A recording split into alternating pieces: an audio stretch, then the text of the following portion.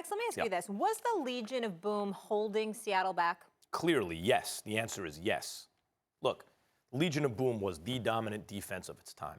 A couple of years ago, Stephen A., you and I debated, should they trade these guys now? Because as you reported, you were hearing things out of way back then, out of the Seattle locker room, that the defense was disgruntled because there was a sense that they were trying to make the team about Russell Wilson. And obviously, they should have given the ball to Marshawn Lynch. About that, we both agree. But I thought it was smart for them to make the team about Russell Wilson, a great quarterback entering his prime, a future Hall of Famer entering his prime. Defenses in the NFL have about a 5-year, really at most, lifespan as a unit.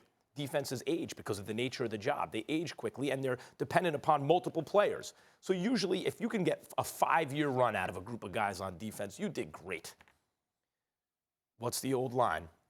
Trade them a year too early instead of a year too late. So when we had this debate, your point was, I don't mean to misquote, as I recall, they're still great. And that was my point, too. Yes, they're still great. Therefore, you can get a lot for them now. In another year, they'll only be good. You will get much less for them. You know the future's Russell Wilson. You know there's a rift on the team. You know you're going to choose the quarterback with 10 years ahead of him instead of the defense with a couple years ahead of them.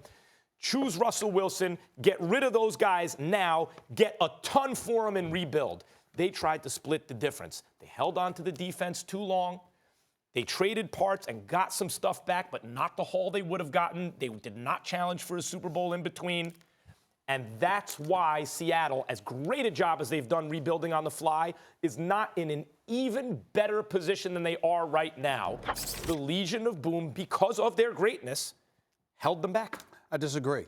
I've always disagreed with that. During the Legion of Boom era, it wasn't just 2 years, it was 4 years. They were the #1 defense in the National Football League, #1. Number two, when you think about Russell Wilson in the era, understand, Max, that from a macro perspective, nobody disagreed with you. You understand that you got to hand the ball to the quarterback, and he's the face of the franchise because on and off the field, he just conducts himself in a fashion that breeds leadership to some degree, and it's something that we should applaud.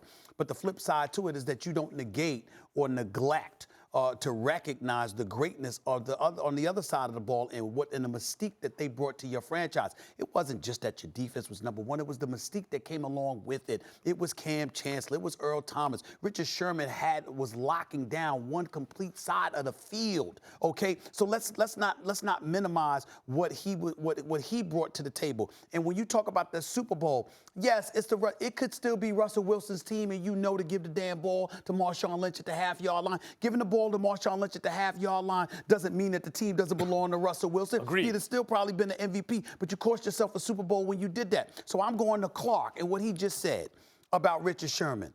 My response to him is that it is a new era.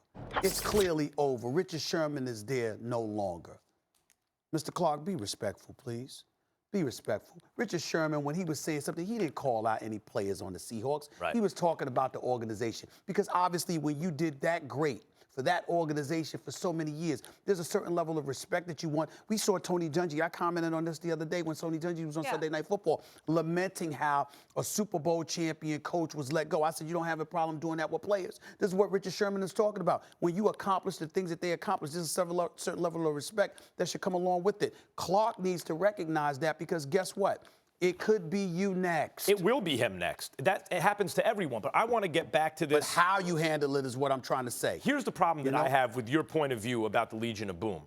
Evidence doesn't matter at a certain point. Like, here was the evidence. That era petered out, and they certainly got less for those players than they would have. So the idea not to trade them is because you think you could make a run. They didn't, and then they got less for them. Here's my... But why didn't they?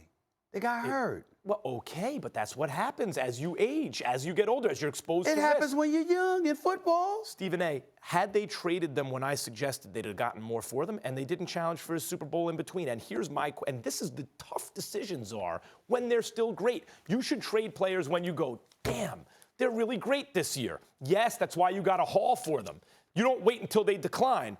And my point is this, what would Belichick do? Belichick was fixing to trade Tom Brady or let him go. Belichick is unsentimental. The lack of sentimentality with Belichick is the reason they've been the greatest franchise in the history of football during this era of parity. That's the reason. He looks at it soberly, without sentiment at all, and gets rid of all kinds of players, no matter who they are. Max, you're talking about two players. The fact of the matter is Bobby Wagner's still there. Earl Thomas was there before he got hurt. Okay, so we really talk about Richard Sherman and Cam Chancellor. That's true. I know you moved Michael Bennett or whatever. You had other guys on the defensive line, and from a cap consideration purpose, you had to make your moves. But the bottom line is, we really just talking about two players. Right. Let's not overreact like, oh my God, this complete metamorphosis that took place, this complete overhaul. That wasn't the case. No, but it was the older, expensive players. Question. He called them middle of the road. Do you think they're middle of the road, or you think they're a little better? Sherman. He called them middle of the road? Yeah. They're better than that. They're better than that. They're better than that. So but, he could be a little salty. Well, he's comparing it to what they were. Of course. All right, but what I'm trying to say is, if you're Clark, why not understand that? Why not understand that? Feel attacked though, and think people are calling you average. If you say somebody by name, I'm all for that. If you know the history, and you know the history between Richard Sherman and the organization, and how ultimately things ended, you have to take that into consideration. Also, the history of Richard Sherman. Richard Sherman, people think he's insulting people. He's not. Richard Sherman says how he feels. How he feels. Remember when he said he thought Crabtree was average? Mediocre, rather?